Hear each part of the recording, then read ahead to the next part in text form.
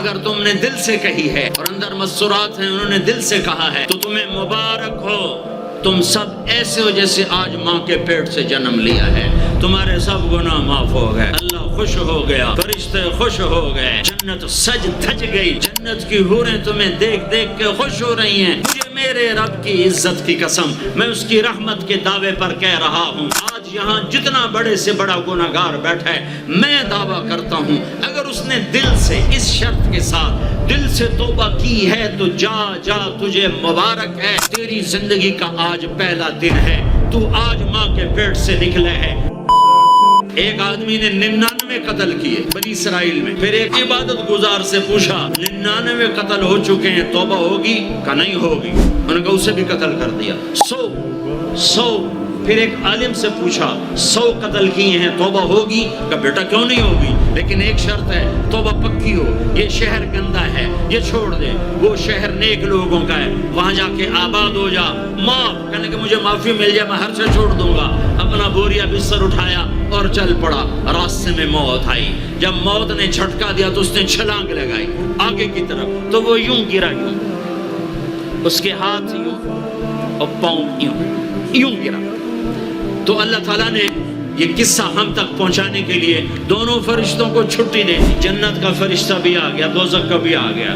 دوزخ کا فرشتہ کہنے لگا ہمارا مجرم ہم لے جائیں گے، جنت کا فرشتہ ہمارا مہمان ہم لے جائیں گے، جہنم کا فرشتہ توبہ نہیں کی ہمارا مجرم ہم لے جائیں گے، جنت کا فرشتہ ہمارا مہمان توبہ کر چکا ہے گھر سے نکل پڑا ہے ہم لے جائیں گے، جہنم کا فرشتہ ابھی اس بستی میں پہنچا نہیں ہے ہمارا مجرم ہے، جنت کا فرشتہ پہنچنا ضروری نہیں ہے نیت ضروری ہے۔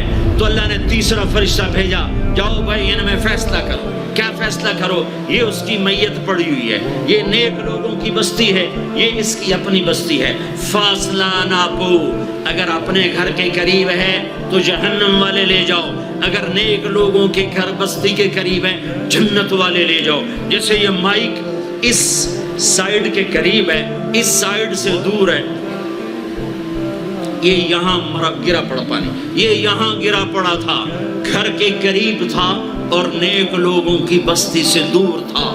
جب ناپنے لگے تو اللہ نے ادھر کی زمین کو کہا سکڑ جا، اور گھر کی طرف کی زمین کو کہا پھیل جا۔ جب پیمائش ہوئی تو اپنے گاؤں سے دور اور نیک لوگوں کے گاؤں کے قریب ہو گیا، تو اللہ نے فرمایا چلو ہمارا مہمان ہے جنت۔ توبہ سے نہ گھبراؤ، میرا رب کہتا ہے پوری دھرتی گناہوں سے بھر دے اور آسمان تک گناہوں کو لے جا، ایک دفعہ کہہ دے یا اللہ میری توبہ تو سارے معاف کر دوں گا۔ تو بھائیو ہاتھ جوڑتا ہوں، آؤ ہم توبہ کریں، نیت کرتے ہو؟ حکومتوں سے آس بھی ہٹا دو، گلہ حکومتوں کا گلہ بھی نہ کرو، اس سے کیا فائدہ ہوگا؟ ان پہ امید نہ لگاؤ کہ وہ اس قابل ہی نہیں، ہاں اس پہ آس لگاؤ جو شارک سے زیادہ قریب ہے،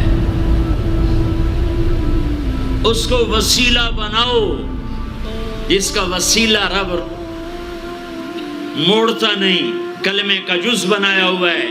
معراج پہ جب آپ گئے تو آپ نے پوچھا یا اللہ ابراہیم آپ کے خلیل، موسیٰ آپ کے کلیم، داؤد کے لیے لوہا نرم، سلیمان کے لیے ہوا تابع اور عیسیٰ کے لیے مردہ زندہ، تو میرے لیے کیا ہے؟ تو اللہ تعالیٰ نے فرمایا اولیس قد آتیتک افضل من ذلک کل، اے میرے حبیب واہ تیرے لیے سب سے اعلیٰ سب سے اعلیٰ سب سے اعلیٰ کیا؟ یا اللہ کیا؟ کہ وہ یہ ہے کہ اللہ ذکرت الا ذکرت معی، قیامت تک تیرا میرا نام اکٹھا رہے گا، جدا نہیں ہو سکتا۔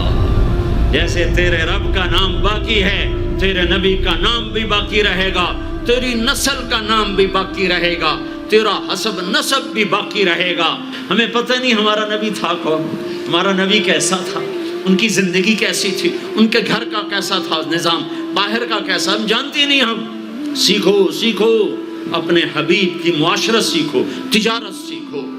آپ طاقت میں آئے تو آپ نے کیا کیا، آپ تاجر بن کے آئے تو آپ نے کیا کیا، آپ خامن بنے تو آپ نے کیا کیا، آپ باپ بنے تو آپ نے کیا کیا، آپ جنگ میں آئے تو آپ نے کیا کیا، آپ نے ہتھیار اٹھائے تو آپ نے کیا کیا؟ آپ نے صلح کی تو آپ نے کیا کیا؟ اب مسلح پر آئے تو آپ نے کیا کیا؟ آپ کی رات آئی تو آپ نے کیا کیا؟ سیکھو سیکھو.